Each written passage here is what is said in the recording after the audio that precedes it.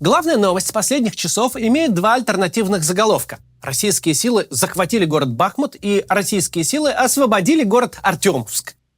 Сегодня мы не только разберемся с терминологией, но и попытаемся понять, действительно ли это главная новость. И вообще, новость ли это?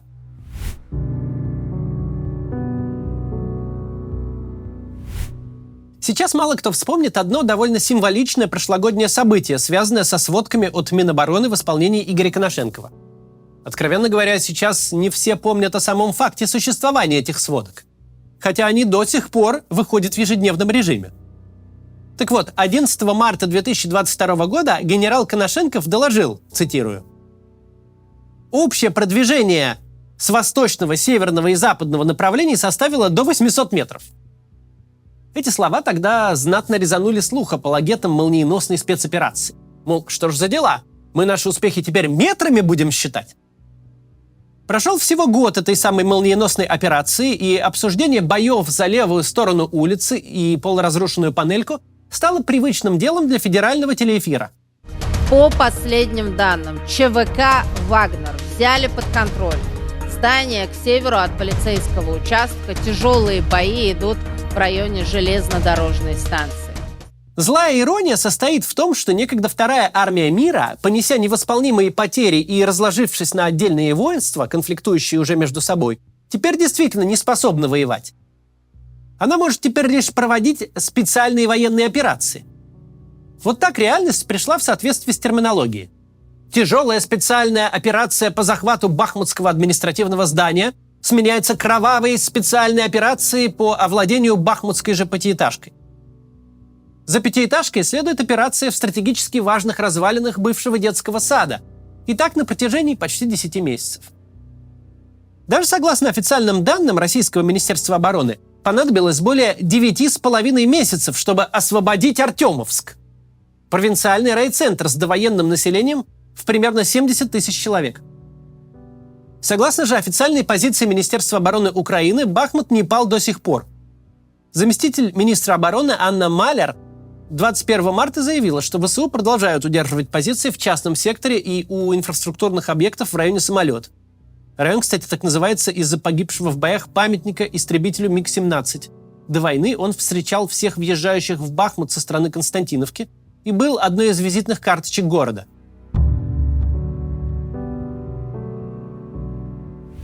Путинская пропаганда, словно самец четырехкрылой паденки, живет всего одним днем. Сказанное сегодня никак логически не продолжает сказанное вчера, а завтрашние тезисы не будут биться с тезисами дня сегодняшнего. Поэтому, что бы ни случилось завтра, сегодня у пропаганды праздник, причем аж общегосударственного масштаба. И начинаем с оперативных данных из Артемовска. В результате наступательных действий штурмовых отрядов при поддержке артиллерии и авиации южной группировки войск город полностью перешел под контроль российских сил. Всех причастных к операции по освобождению стратегически важного населенного пункта поздравил Владимир Путин. И, как сообщили в пресс-службе президента, цитирую, глава государства поздравляет штурмовые отряды «Вагнер», а также всех военнослужащих подразделений вооруженных сил России, которые оказывали им необходимую поддержку и прикрытие флангов. Конец цитаты. В Кремле также отметили, что все отличившиеся будут представлены к государственным наградам. Выпуск вестей противоречит украинским данным. Но давайте предположим, что именно российские СМИ сообщают актуальную информацию. В течение многих недель и месяцев бои за Бахмут использовались пропагандой как магнит, притягивающий внимание аудитории. Кровавые сражения, уносящие жизни бесчисленного количества граждан России, уничтожающие до состояния выжженной пустыни малую родину русскоязычных граждан Украины. Эти сражения были превращены в долгоиграющий телесериал для отечественного зрителя. Скандалы и склоки между разными российскими армиями, действующими в Бахмуте, лишь повышали рейтинги этого многосерийного шоу. Так вот, согласимся с тем, что Бахмут действительно взят российскими войсками. Увлекательный сериал завершился в таком случае для сторонников войны хэппи-эндом. Определенной аудитории, весьма поредевшей со времен пилотной серии, наконец-то есть что отметить.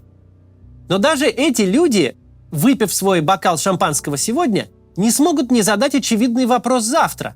А дальше-то что?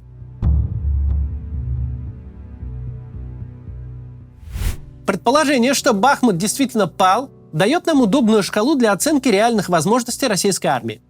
Вернее, совокупных возможностей всех российских военных формирований, вооруженных сил России, ЧВК «Вагнер», других ЧВК и самостоятельных отрядов. Народных милиций ДНР и ЛНР, которые де-факто держатся особняком, Росгвардии, которая делится на золотовцев и кадыровцев, ну и так далее.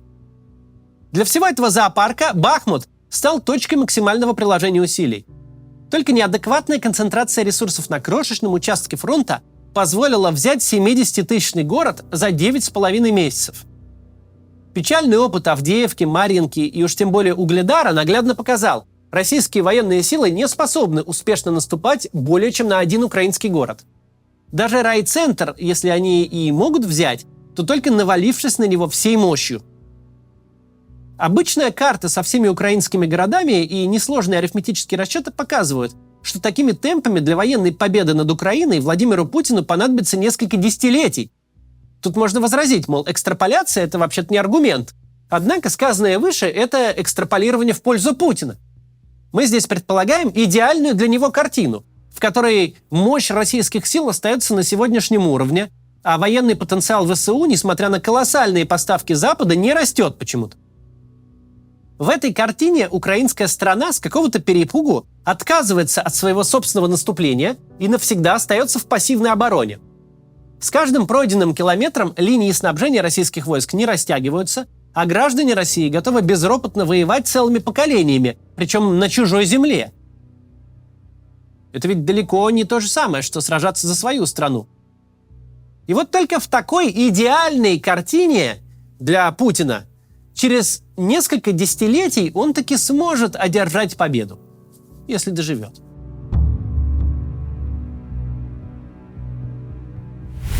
Логика подсказывает, что если украинская и российская Минобороны сообщают диаметрально противоположные сведения, то одно из них говорит неправду. Парадокс в том, что для перспектив путинской войны и взятие, и невзятие Бахмута – это одинаково очень плохие новости.